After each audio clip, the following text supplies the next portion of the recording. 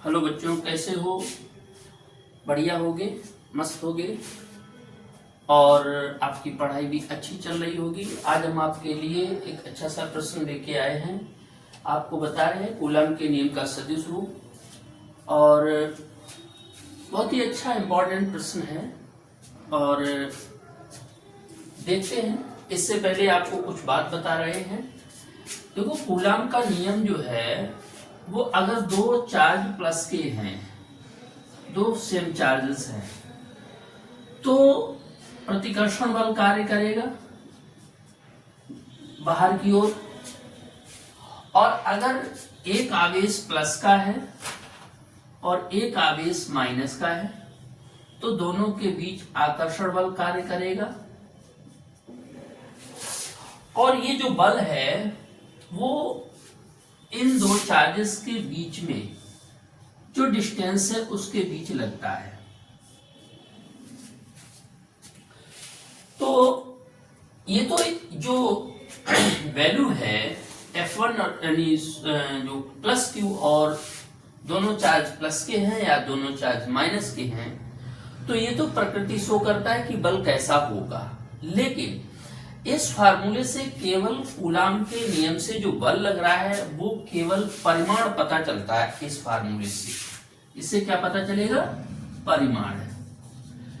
लेकिन हमें तो बल जो है वो एक सदिश राशि है, और सदिश राशि के लिए हमें ये पता करना है कि इसको वेक्टर फॉर्म में कैसे लिखा जाए। तो इसके लिए देखिए बच्चों, बहुत ही अच्छा है, आपने क्या बनाया, एक क्वाड्रेंट बना लिया हम लोगों ने एक्स वाई टर्म्स में। ये एक्स अक्ष हो गया, ये वाई अक्ष हो गया, और ये इसका मूल बिंदु हो गया। अब हमने यहाँ पे दो सेम चार्जेस ले लिए, दो सेम चार्जेस, एक हो गया Q1, एक हो गया Q2, एक हो गया Q1 और एक हो गया Q2। अब हमें मूल बिंदु O से जो प्लस यानी Q1 चार्जेस है उसके बीच की डिस्टेंस मान ली हमने R1 वेक्टर, स्थित सदिश। R1 क्या है? Q1 का स्थित सदिश है। और जो Q2 चार्ज है इसका स्थित सदिश हो गया है R2 वेक्टर। लेकिन अब इसका डायरेक्शन हो गया ये, इसका डायरेक्शन हो गया ये। अब बेटा, लेकिन हमें तो ये पता है कि जो बल हमारा लगता है वो दोनों चार्जेस के बीच लगता है। तो यहां से इधर तक की अगर हम ये डिस्टेंस लेना चाहें, इन दोनों के बीच की बात हो रही है, इसकी इन दोनों के बीच की बात कर रहे हैं। अगर ये चार्ज, ये डिस्टेंस, ये A नाम दे दिया, इसे B दे दिया, यदि A से B की ओर है तो इसका मतलब ये हो गया कि R1 से 2 की ओर जो डिस्टेंस हो गया। और अगर ये इधर से इधर की डायरेक्शन में शो कर रहा है, इधर से, तो इसका मतलब ये हो गया है कि ये R2 के कारण, इस Q2 के कारण ये हो जाएगा 2-1 वेक्टर। इसकी दिशा हमें अगर त्रिभुज का नियम लगाना है, त्रिभुज OABC, त्रिभुज OAB। अब हुआ ऐसा कि अगर हम यूं डायरेक्शन से चल के जाएंगे तो इस डायरेक्शन के लिए इसकी दिशा ये वाली हो गई, इसकी दिशा। इसकी दिशा का मतलब ये हुआ कि R1 vector plus AB vector, यानी A से B की ओर जा रहे हैं, और प्लस यानी इज इक्वल टू, अब ये दो भुजाएं इस दिशा में, तो तीसरी भुजा परिणामी कहलाएगी R2 वेक्टर। अब AB क्या होगा?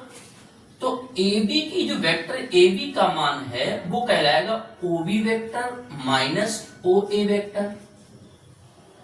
अब AB की जो वैल्यू होगी, OB का स्थित सदिश हो गया R2 vector minus R1 vector, ये हो गया। इसका मतलब इसे लिखा जा सकता है R R12 वेक्टर, नहीं, R12 वेक्टर, R12।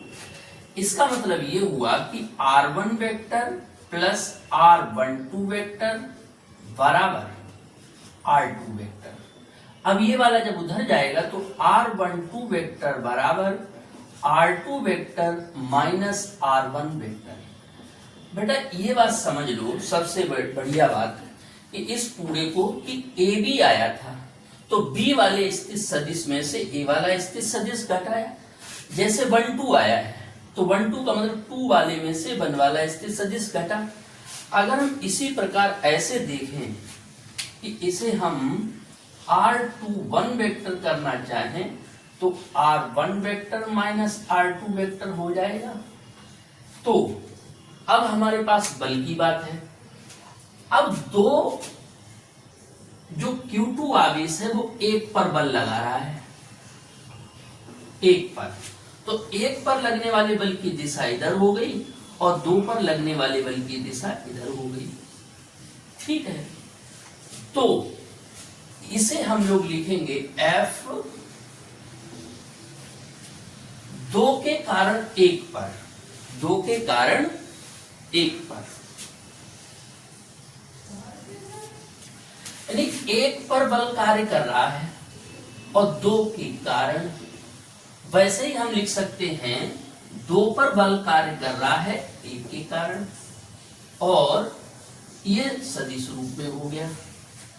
फिर से समझ लो कि इस डायरेक्शन के लिए जब हम त्रिभुज का नियम लगाएंगे तो इसकी डायरेक्शन ए से बी की ओर हो जाएगी और ए से बी के लिए ए बी का स्थित सदिश निकला है हमारा ये वाला, इसे लिखेंगे R12 वेक्टर, और इस डायरेक्शन में अगर होगा तो ये लिखा जाएगा R21 वेक्टर।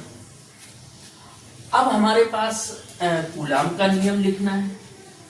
बेटा कूलाम का नियम, कूलाम का नियम क्या हो गया? हम किसके लिए लिख रहे हैं? लिख रहे हैं Q2 द्वारा Q1 पर लगने वाला बल, यानी Q2 ने Q1 पर कितना बल लगाया? F12। कितना लगाया? AF12 वेक्टर बराबर के Q1 Q2 बटे, अब जिस दिशा में बल लग रहा है उसी दिशा का स्थित सदिश कौन सा? ये वाला R21 वेक्टर। अब किसी भी फोर्स को अगर हम वेक्टर फॉर्म में लिखते हैं, अब ये हो गया इसका स्क्वायर, लेकिन मैग्नीट्यूड यानी परिमाण का वर्ग, वेक्टर फॉर्म नहीं लिखना है, उस दिशा का परिमाण लिखना है। R21 वेक्टर का R21 का स्क्वायर, अथवा इसी को ऐसे भी लिख सकते थे, वेक्टर फॉर्म अगर लगाते ऐसे भी लिख दें, ऐसे इसका कर दें, इसको ऐसे भी लिखा जा सकता है, ये स्क्वायर हो गया। दोनों एक ही बात, वेक्टर फॉर्म लगा देंगे तो उसका परिमाण का साइन बनाना पड़ेगा ऐसे लाइन, और अथवा परिमाण हटा देंगे तो वेक्टर साइन को हटा दिया, ऐसे लिखा जाता है जैसे कि ये लिखा। लेकिन अभी ये सदिश रूप में नहीं बना, तब इसका इकाई सदिश लेना पड़ेगा। 2 1 वेक्टर का इकाई सदिश हो गया ऐसे, ये हो गया इसका इकाई सदिश। इकाई सदिश आपने पढ़ा होगा, वेक्टर ए का यूनिट वेक्टर निकालना है तो वेक्टर ए अपॉन मॉडुलस ए ऐसे लिखा जाता, अथवा वेक्टर ए अपॉन ए ऐसे लिख सकते हैं। तो इसी को हमने क्या किया, F12 वेक्टर बराबर के Q1 Q2 बटे R21 का स्क्वायर ऐसे कर दिया, इनटू इसको अगर इस रूप के हिसाब से लिखेंगे तो R21 का वेक्टर बटे R21 केवल ऐसे छोड़ दें। अब यहाँ 21 कितने हो गया? 2 ये 1 ये 3 हो गया। तब हम लोग इसको लिख सकते हैं इधर से वेक्टर F12 यानी K Q1 Q2 बटे R21 का क्यूब और ये हो जाएगा R21 वेक्टर। ये ऐसे लिख दिया गया। इसी प्रकार यदि हम ऐसे भी लिखें, इसी